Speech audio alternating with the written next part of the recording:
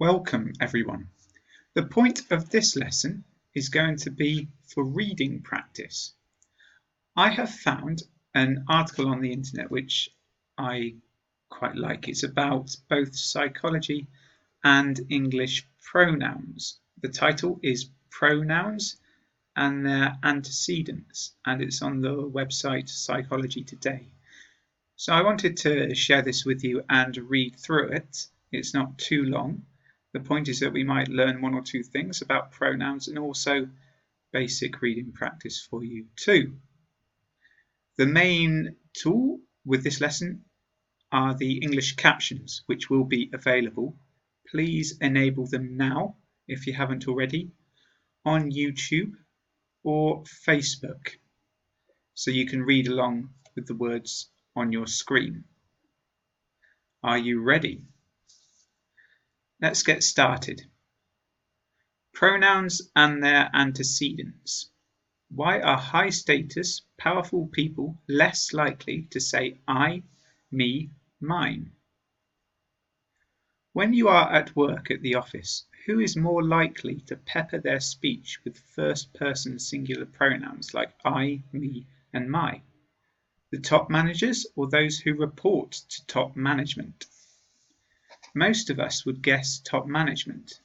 We know that people with lots of power tend to be expensive in their posture and gestures, taking up lots of space with their arms akimbo, and it's easy to picture those at the top of the company hierarchy confidently asserting that I believe that, I say we go ahead, and I think that the only plan that makes sense is, or, by my reckoning, sales for next year should.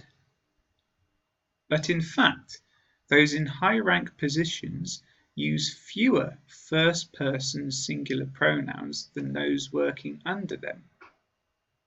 In a remarkable series of studies, Eva Katchevitz, Jamie Penbaker, and their colleagues used computerized text analysis to tabulate the pronoun use of people occupying different spots in various hierarchies.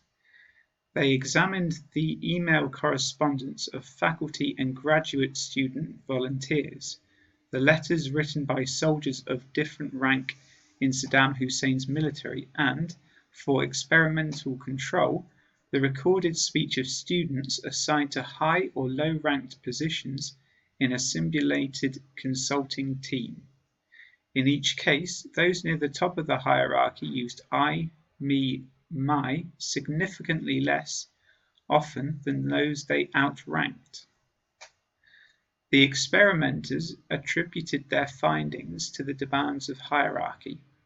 Lower status individuals tend to be self-focused, to be conscious of where they stand in the organization and how their every word and deed might affect how others, especially those with higher status, react to them. Higher status individuals, by contrast, feel less need to monitor what they say and do. These differences no doubt contribute to the discrepant use of first-person singular pronouns that Katchevitz, Penbaker, and colleagues observed. But something else is likely to be at play as well. As we discuss at some length in our recent book, The Wisest One in the Room, most people are subject to naive realism, or the conviction that what they experience as they go through life and react to what's around them is the world as it is, not as they have interpreted, filtered, or constructed it. It is this illusion of personal objectivity that lies at the heart of the great comedian George Carlin's wry quip, "Have you ever noticed that anybody driving slower than you is an idiot, and anyone going faster than you is a maniac? Because we all drive at the speed we think the road conditions dictate, those driving slower do seem idiotic, and those driving faster maniacal."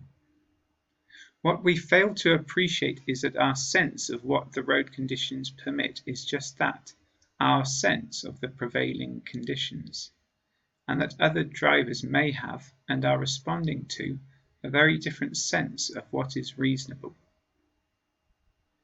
Status, power, and privilege permit those at the top of the hierarchy to indulge naive realism without constraint. They can simply assert what's needed is, the best strategy would be to, or the competition will react by. Lower status individuals, in contrast, use first-person pronouns to qualify their assertions. Mindful that their superiors may have different views, and that a price might be paid for boldly contradicting them, they're more likely to say, in my opinion, I suspect that, or what I worry may be most likely to happen is. Beyond the content of what we say, how we speak not only reflects where we stand in a status hierarchy, it also sheds light on what the experience of being high or low on the totem pole is like.